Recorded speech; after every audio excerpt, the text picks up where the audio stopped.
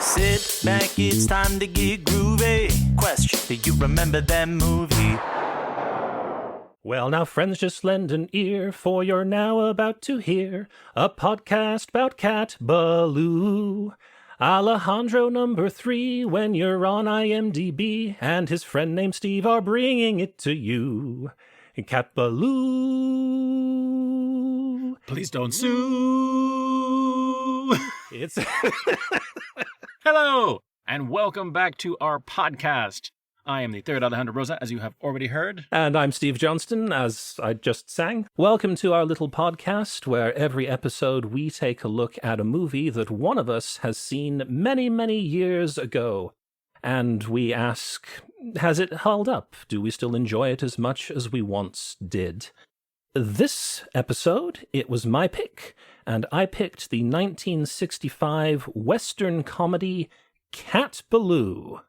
Alejandro, had you even heard of this one? I know that we had a nice little run where each of us picked a movie that the other one had heard of and had seen. Have we kept that streak going? When you said, we're going to do Cat Ballou, I had no idea what you were talking about. I had never heard of this film. I didn't know what it was. I didn't know who was in it until you told me. I have no experience with this film whatsoever. So please tell our folks, what is Cat Ballou? I was introduced to this film by my dad, which I think is going to become a fairly common phrase that I'm going to use in future episodes. We watched it once or twice, but it stuck with me for reasons which we will chat about.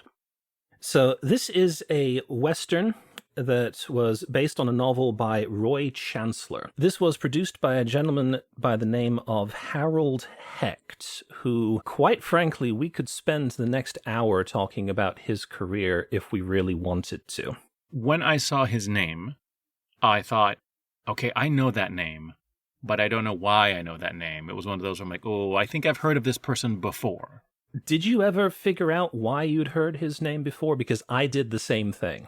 No, because I wasn't allowed to look up anything, so I didn't. You played by the rules. That's right. Unlike some other rebels on this podcast, I did nothing. And I made sure not to look at X-Ray on Amazon. Very good, very good. So Harold Hecht was a big name in the performance industry. He was a dance director and choreographer in Hollywood in the early 1930s. Then he took a break, did some theater work in New York City, fought in World War II, and then became a literary and talent agent following the war, and then started his own production company, and from 1946 through 1967 produced a decent number of films. He had found the novel by Roy Chancellor and wanted to make an adaptation of it, a serious adaptation, because the book itself is a serious Western. And so that is what he set out to do. So he hired a screenwriter by the name of Frank Pearson to turn the novel into a movie. Frank Pearson was known as a screenwriter for the Western TV series Have Gun Will Travel. That's how Hecht knew of him.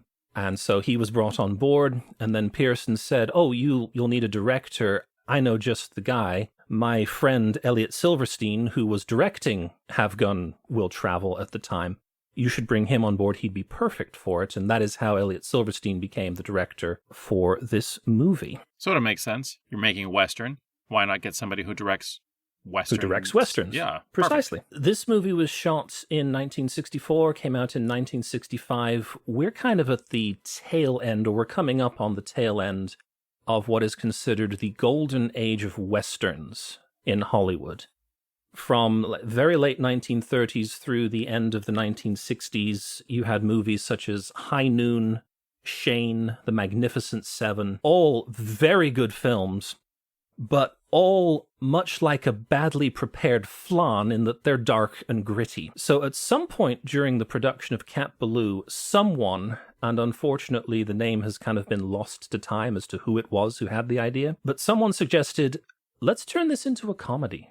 Let's add some levity to it. And so they retooled the script to turn it into, move it away from the dark and gritty and into the light and fun. But it was a bit of a gamble because no one knew if the audience would buy into the idea of, oh, it's a Western, and it's funny. Because up until now, that really had not been done before. So who's in this movie? Let's start with our titular character, Cat Ballou. Catherine Ballou, played by Jane Fonda. Question from the back. Question from the back. Yes, Alejandro. Is this early in her career? She looks really, really young, and I don't know all of Jane Fonda's filmography, so I don't know if she had just started or she was already really super well known. I mean, she is playing the lead. This was fairly early on in her career. She started acting in films in 1960. This was 1965. This is actually considered one of the roles that launched her career. This was a big step forward for her because I think this might have been her first leading role. She was actually the second choice for the role. The first actress, her agent turned down the script without ever informing her that she'd been offered it. She found out years later after the movie came out that, oh yeah, she could have been in it if she wanted to. I'm just going to point out, for anybody who's a fan of Wolverine, Hugh Jackman was not the first choice for Wolverine, to the point that they cast someone else, and then that person ended up having to, because of schedule conflicts, drop out. And so then they got Hugh Jackman. So sometimes second choice is the better choice. Is the better choice, yes. But anyway. So along with Jane Fonda, we have Michael Callan and Dwayne Hickam, who are both actors in both television and some films at the time. They played Clay Boone and Uncle Jed respectively, and they were picked specifically because they really weren't typecast as gunslinger types. This was sort of opposite what they normally played, and they figured that was a good approach to take. We've got John Marley playing Frankie Ballou. Again, a rather prolific actor and a theater director as well. Now, you know him, though you might not know that you know him. You've seen The Godfather, Okay. yes? Yes, I have. John Marley is the gentleman who wakes up with the horse head in his bed. Oh. Then we've got Tom Nardini playing Jackson Two Bears. In modern times, I suppose this would be the slight sticking point for the movie. Oh, we'll which get to that. We will talk about in a little while. We will definitely get back to Jackson Two Bears. Yes. Yeah. He's our, in quotes, folks, Native American character. Then we have a couple of well-known singers and actors playing a couple of troubadours who kind of act as a Greek chorus throughout the entirety of the movie, kind of telling us what's going on and reminding us what's happening. They are played by Nat King Cole and Stubby Kaye. Playing the dual roles of Kid Shalene and Tim Strawn, we have Lee Marvin. Are you familiar with Lee Marvin's work? I'm going to answer that question, but I also want to jump in and say I did not know he played both. Really?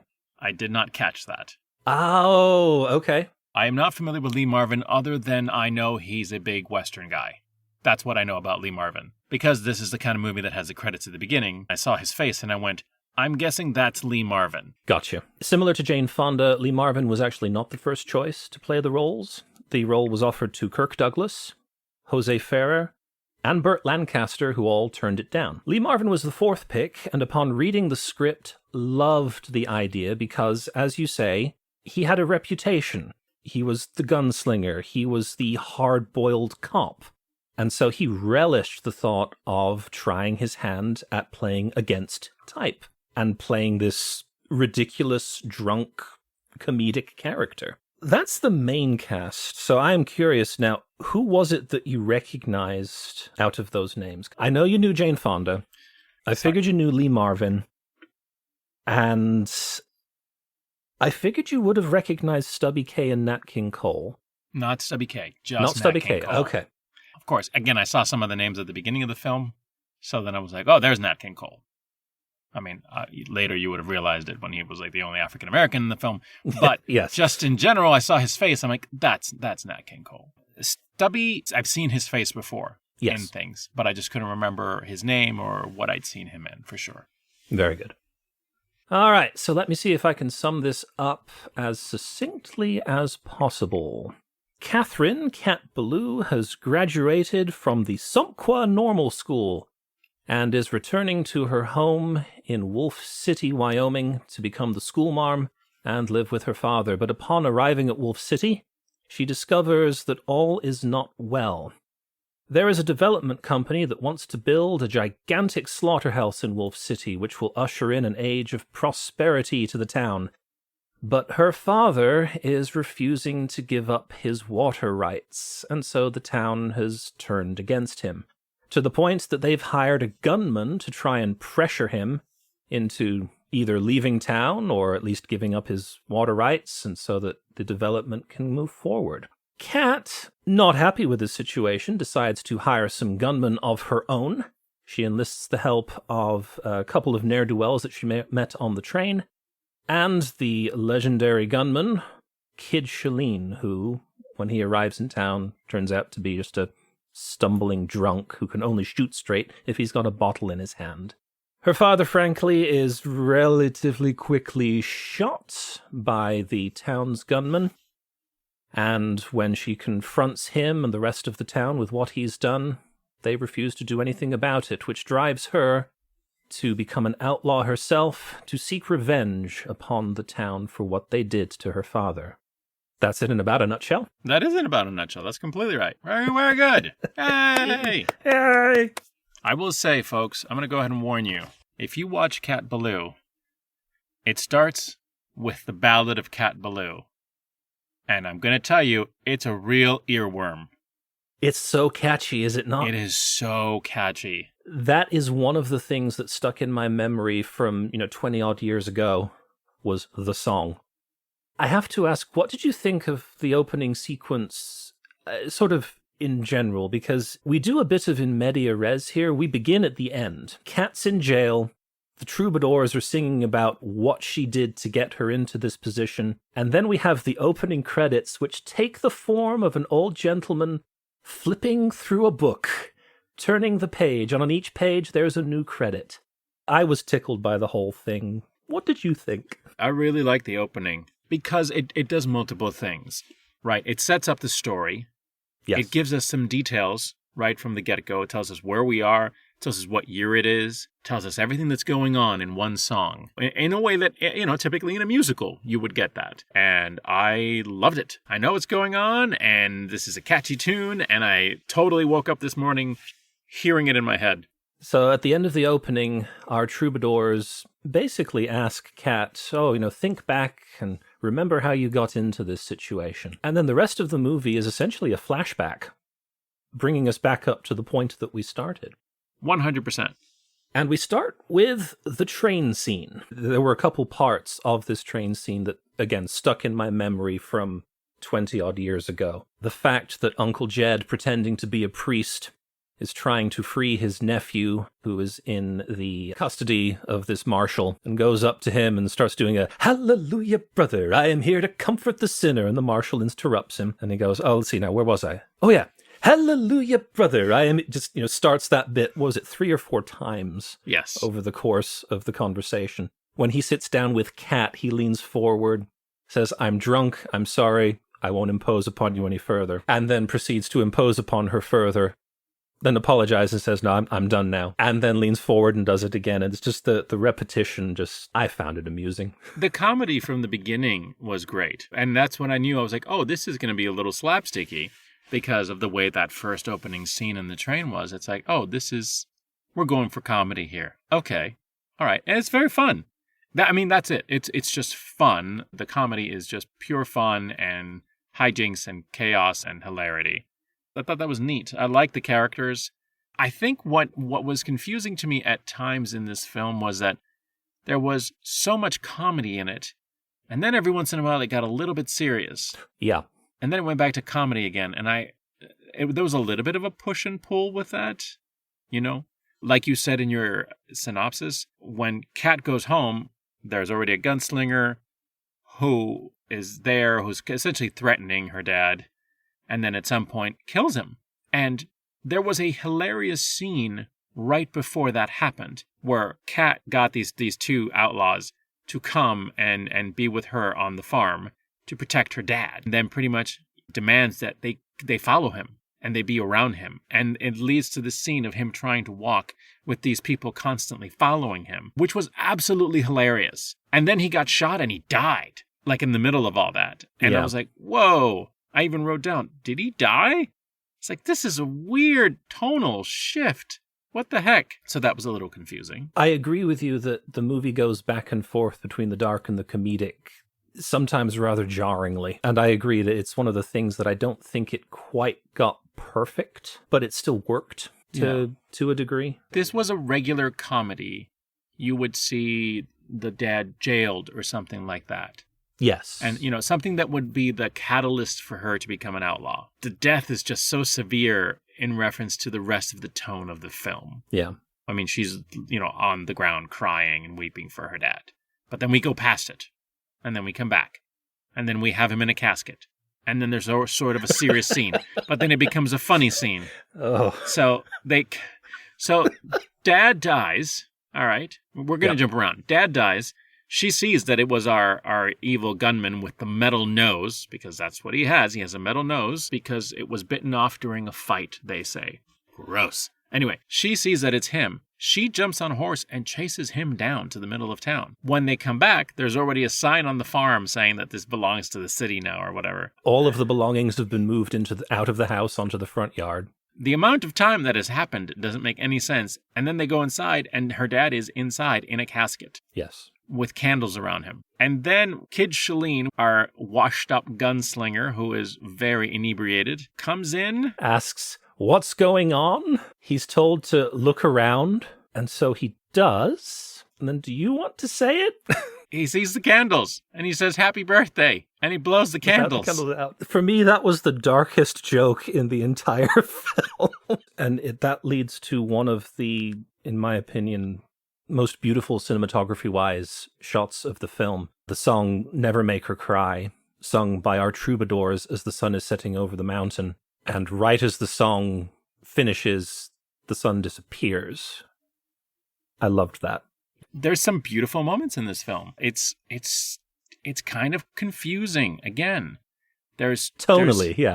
Tonally, it's all over the place. It's a little bit of a mess. I mean, there is genuine slapstick with horses falling over, with groups of people tripping on each other, kind of slapsticky stuff. And then again, these other moments where she's very serious and she says very serious things, or like I said, suddenly Papa's dead.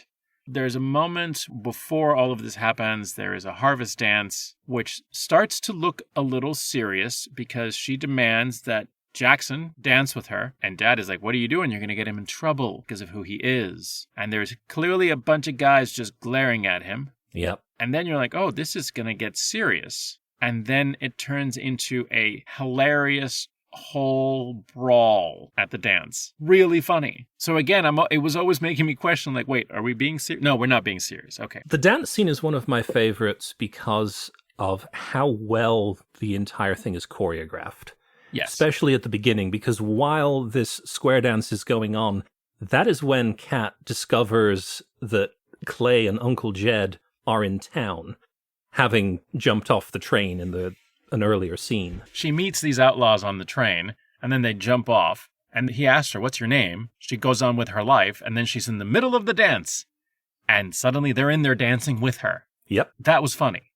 And they're having conversations while dancing, which I cannot do it justice just describing it verbally, but consider trying to have a conversation as you swing someone to the opposite side of the room, and then do-si-doing back and catching up with them again and continuing right where you left off. It was good. It was very good. Because it was a combination between really good dialogue, which I think this film often has really good dialogue. Yes.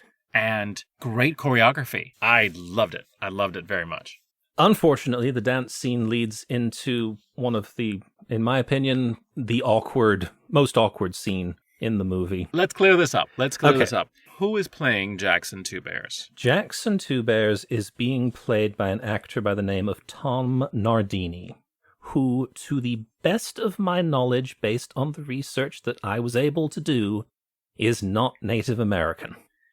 No. Unfortunately, folks, this is one of those Hollywood films of the past where we have what we refer to as brownface.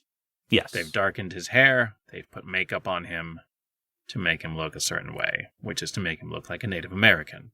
Yes. Which is, you can very much tell. It's the most problematic bit in the film. This was a common practice at the time. It does not make it right, but it was definitely a common practice. No excusing it there. Like, just warning. He does an exceptionally good job. He is very funny in this. As far as an actor, the whole time I'm just like, this is a great performance. I wish I could be okay with this, but I'm not. I'm sorry this happened because you're giving a really good performance. And you didn't have to be Native American. That was the thing. If you had just called him Jackson and he wasn't Native American and he was just a farmhand, that would have totally worked. That you didn't need it. You didn't need it. That would have the added bonus of losing out on a couple of the more awkward jokes during the fight scene. So there's a couple of things like that. They definitely use a couple of derogatory names for Native Americans in the film casually. It's the big problem, right? And I think at the end of the day, you can also acknowledge that Kid Shalene is a comedic character, but the comedy is in reference to his alcoholism. So not super great either. But it pales in comparison to Brownface. But yes, the Kid Shalene thing, another excellent performance. But alcoholism isn't funny, folks. I really liked Jane Fonda in this. I thought she did such an incredible job with this character. She could be funny. She could be serious. I mean, she really did just a variety of things in it. I thought it was great. This is the youngest I've ever seen her perform. Is she in her 80s now? 1937. She is in her mid-80s. Mid-80s, okay. And she's still rocking it. Oh, yeah. Go watch Grace and Frankie and tell me she isn't exceptional. I also took slight issue with the character of Cat Ballou just because she kind of went back and forth between the weak female who needs saving and the strong-headed woman who wants to get stuff done, but no one takes seriously. I always kept thinking that they were going to take her farther than they did. Yes. At any point, other than the very end, did we see her with a gun? I don't even remember her having a gun. I think she might have. I think she did have a gun in the train hold-up scene. I think she pulled one out to point it at the guard. I guess you could also say, well, part of this was that she wasn't experienced. She had never done anything like this before, so it would seem weird for her to suddenly be, Jane Gunslinger. Yes. When she'd never done this before. So, in some ways, I guess that's consistent. I suppose so, yeah. Another kind of, was Clay constantly trying to get into Kat's pants throughout the course of the film. He shows up in her bedroom at night. Just not my favorite. Let me just say that. It wasn't my favorite. He was very funny. The character was very funny. I wish they would have laid off that bit, because it was a bit uncomfortable to watch that. A little bit, but there is a redeeming quality, I think, to the character, because during the first scene in the bunk on the train, and then the second scene in her bedroom at her dad's house, anytime she says, just go, he starts walking towards the door. He doesn't protest all that much. And I will say, at no point does he force himself upon her in any sort of way. Right. It was still uncomfortable, but you are right. They do they ride the line is what I'm saying. They really ride the line, and I don't know. I wish they hadn't. That's all. Character-wise, though, I do like those two scenes because of the way it played into the third major scene that they have together. Because on the train and in the bedroom, she says, just go. He starts to leave, and then she immediately goes, well, where are you going? Stay. Yes. And then they have a bit of dialogue, and then she sends him away again, and he's 1 foot out the door, and she says, don't go. And then they have more dialogue together. Then the third major scene that they have together, she professes that she loves him. And he's realizing that, he actually loves her. And he starts to go, and she doesn't stop him. In contrast to the previous couple of times that they have been alone together. I liked that as a device. I did. And it's almost like, if you really want to dig deeper and deeper into these scenes, it's almost like his self-defense mechanism is to be smarmy and very, hypersexual to hide potential true feelings. You could go that way, or you could disagree. Or you could just say, he just wanted in her pants. You have the right to choose. One of the next sequences that I really liked, and I'm curious to know your opinion of it, is Kid Shalene getting clean, dressing up in his true gunslinger garb, and then going to kill Tim Strawn, who, spoiler alert, is his brother. We find out a little later. What did you think? Because I found that entire sequence, although it is supposed to be kind of a serious part in terms of the plot, hilarious. So Kid Shalene suddenly realizes, okay, I need to help her by taking care of this man, taking him out.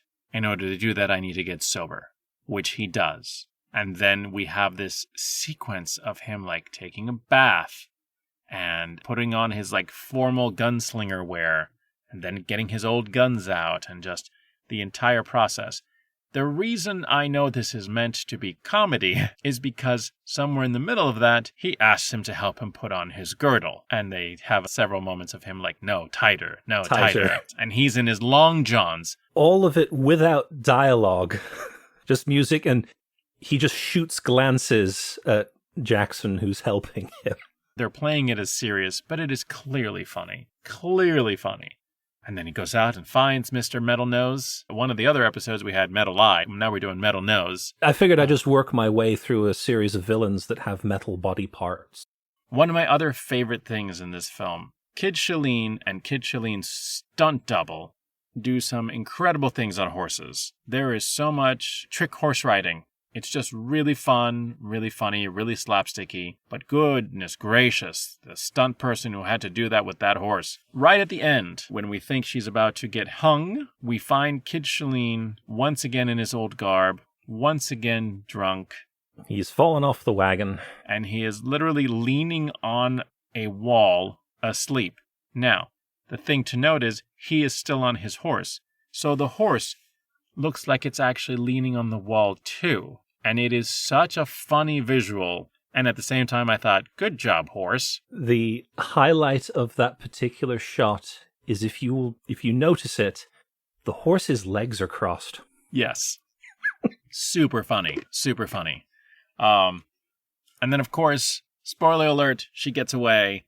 The gang is able to free her, and they rush off into the sunset, I guess. And yes. The end. Steve, I like this film. We have already said all our problems with it. But What did the world think about this film?